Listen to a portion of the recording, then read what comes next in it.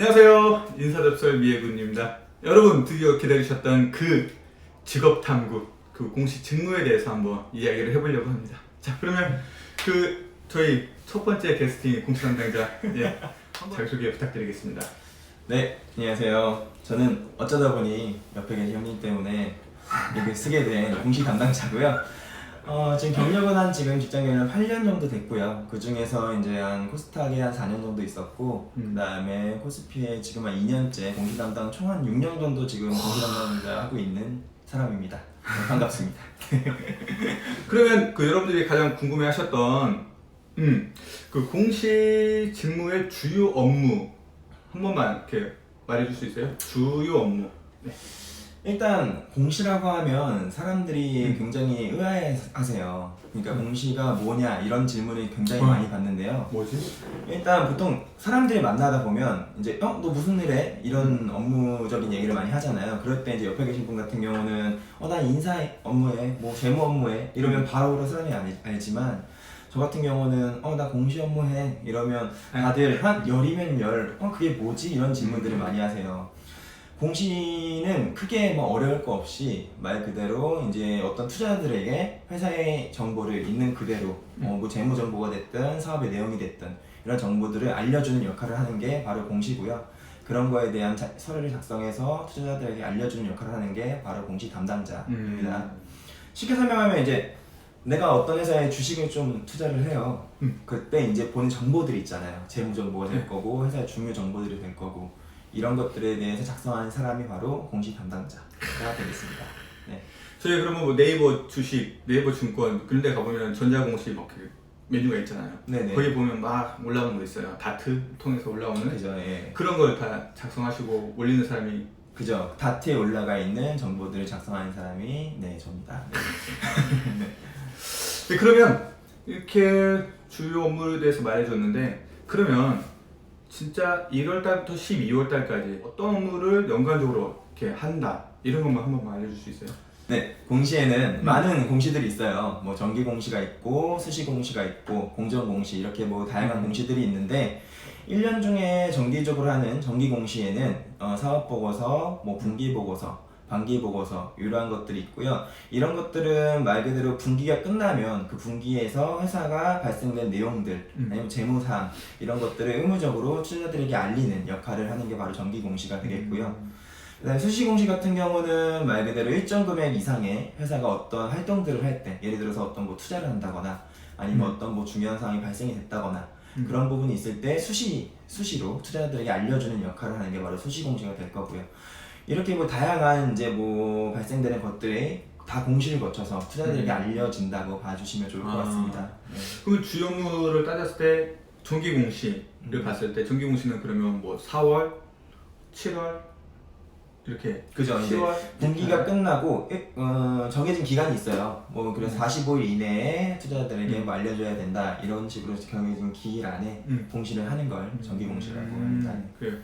그리고 그러면 정기 공시를 하고 그다음에 뭐 수시로 뭐 우리 회사가 뭐 투자를 받았거나 아니면 뭐 전환사채를 발행하거나 이럴 경우에 수시 공시를 할 거고. 그죠. 일정 금액 이상의 어떤 활동을 했을 경우에 그것을 판단을 해서 이제 공시를 하는 게 바로 수시 공시가 될 거고요. 그렇죠. 그럼 정기 공시, 수시 공시 했어요. 연간을 따졌을 때. 그럼 나머지는 뭐예요? 놀아요? 놀았으면 좋겠네. 잘 놀고 있죠, 둘이.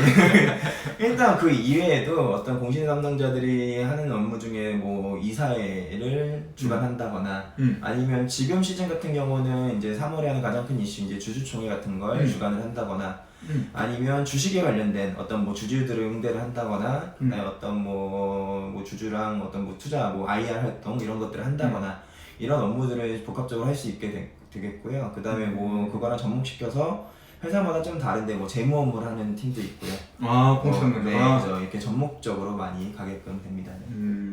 우리 공시 직무의 장점, 단점 혹시 이런 거 있으면 좀 알려줄 수 있어요? 우리 구독자분들에게.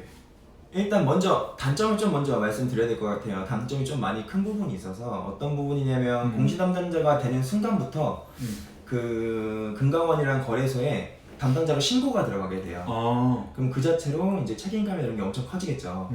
그래서 아까 말씀드렸다시피 회사의 중요한 정보들을 다루기 때문에 그것을 뭐 누락한다거나 아니면 실수를 한다거나 이럴 때 오는 페널티들이 굉장히 좀 커요. 아.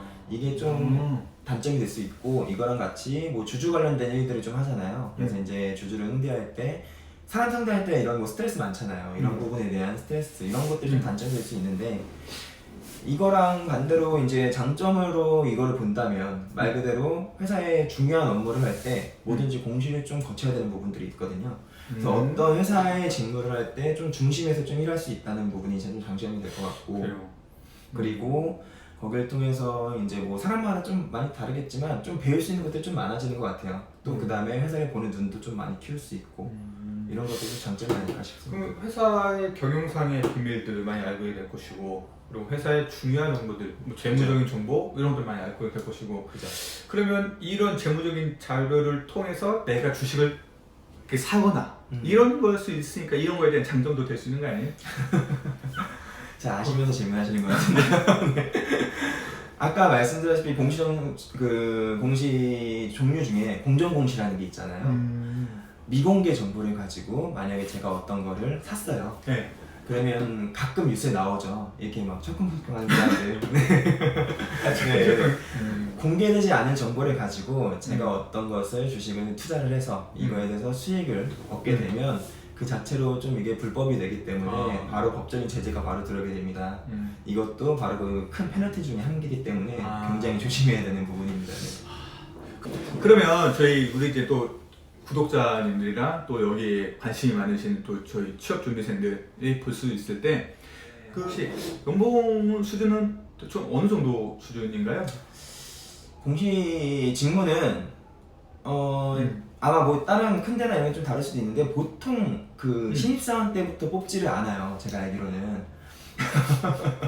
그래서 보통 이제 물론 신입사원 때부터 공시팀이 있어서 따로 뭐 큰 회사에서 뽑는 경우도 있긴 한데 대부분은 보통 좀 뭐 학과 이런 데들은 보통 회사 내에 있는 뭐 재무팀이나 이런 데서 뭐 많이 뽑거든요. 그래서 기본적으로 좀 중요한 정보를 많이 다뤄야 되기 때문에 일반적으로 예를 들어서 뭐 내가 뭐 사원대 3천 받아 뭐 4천 받아 이런 사람들보다는 살짝씩 조금 높은 경우를 좀 많이 보는 것 같아요. 아무래도 좀 책임감도 되게 크게 되고 그만큼 뭐 아는 정보에 대해서 좀 뭐 관리도 좀 많이 필요하고 하기 때문에 좀 대우를 좀 많이 받는 경우가 대부분인 것 같습니다. 그렇구나. 그럼 일반적인 우리 사람들보다 약간 조금 더 받는다? 조금 더 받지 않을까 싶은데 이것도 회사마다 또 많이 다른 부분이라서 이 부분은 네. 그래요.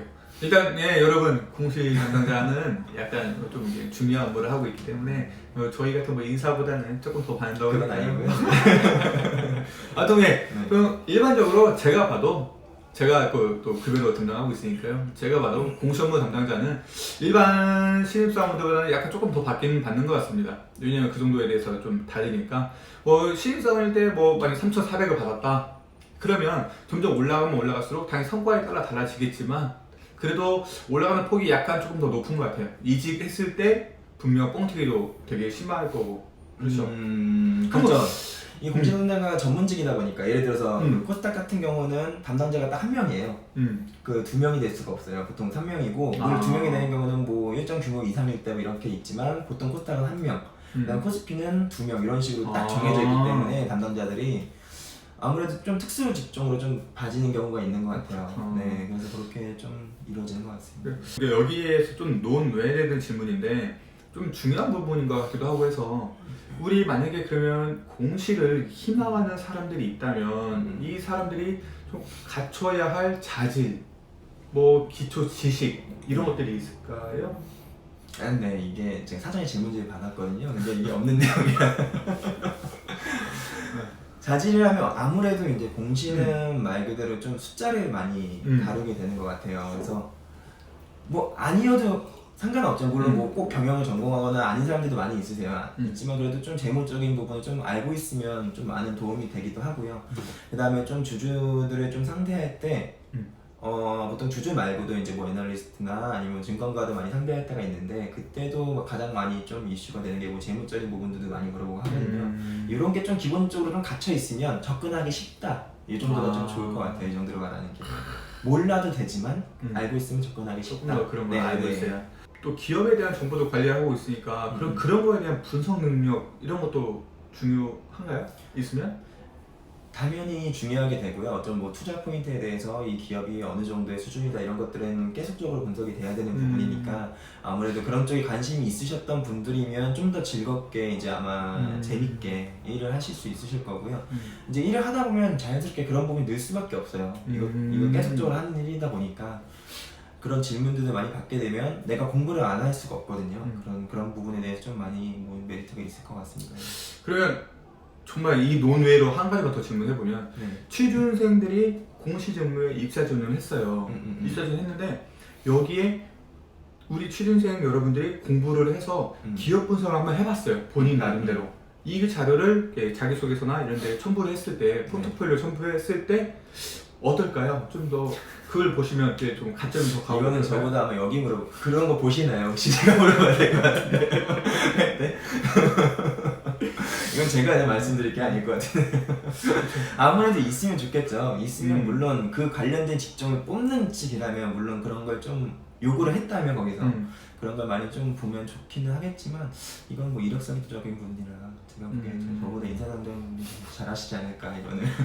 있으면 좋을 것 같습니다, 여러분. 네. 제가 볼 때는 이분 뭐야? 이러고 나서 저 같은 경우는 이런 자료를 봤다 하면 이거 뭐야? 괜찮은데? 하면서 저는 그 우리 실무 담당자들에게 전달해 줄 것 같아요. 이 사람 되게 괜찮지 않아요? 와, 그럼 또 실무 담당자 이러겠죠?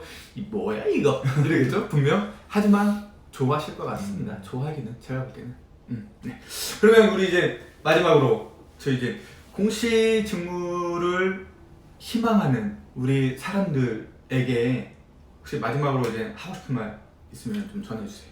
공시를 꿈꾸는 우리 사람들에게.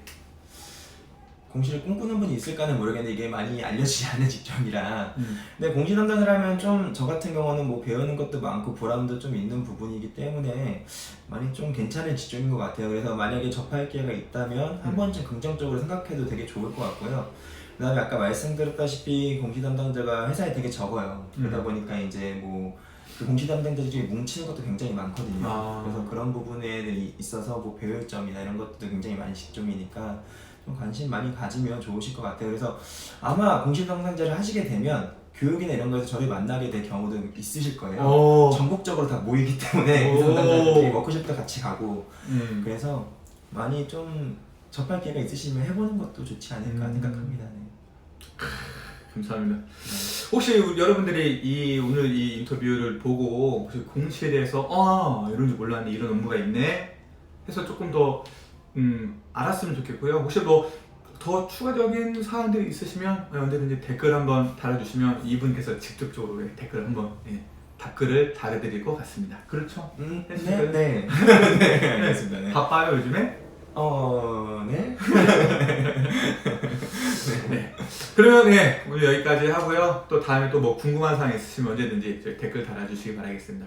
우리 마지막에 인사하는 거 있는데 뭔지 알아요? 아니요, 저 몰라요. 퇴근하세요, 질퇴. 네. 퇴근하세요, 질퇴. 네, 알겠습니다. 저도 생각하겠습니다. 네. 네. 그러면 마지막으로 인사드리도록 하겠습니다. 자, 퇴근하세요, 질퇴.